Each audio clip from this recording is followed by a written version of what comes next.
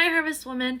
I'm Kayla Vu from Harvest Aurora, and this week we're diving into Genesis 12 and 14 and Matthew 11 through 14.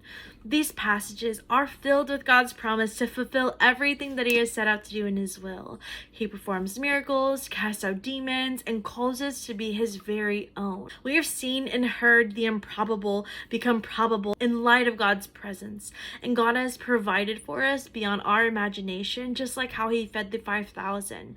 However, we often lack trust in God and take things into our own hands, just like in Genesis when Abraham lies about Sarai being his sister instead of his wife, and just like in Matthew when Peter is distrusting of God when he sees Jesus walking on water. And so my question to you is right here and right now, are you trusting of God?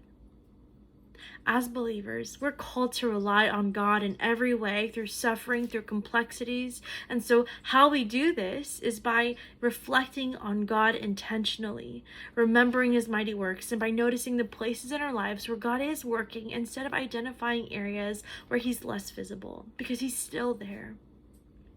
Jesus often went somewhere to be alone with Himself, and in these passages it tells us how important Sabbaths are. And so, Harvest Woman, I encourage you to find time to sit with God this week, just you and Him. Now, Sabbaths don't have to be a full 24 hours, but setting a time aside for a Sabbath does need to happen so that you can remind yourself of how big God really is. Now, I encourage you in your Sabbath time to reevaluate your true values. Do you really value the kingdom of God or of this world? Because we need to seek the higher things. And secondly, reflect on how God has been there for you through and through. I know you probably have situations and stories you can tell where God is present in everything.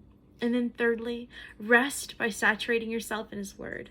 Those who hear His word and believe it are the ones who are called blessed, the ones who enter the kingdom of God and bear lasting fruit. And so whatever complexities or suffering are present in your life right now, cling to the promises of God. Cling and trust that He is everything He says He is, because He has done it in the past and He will do it again.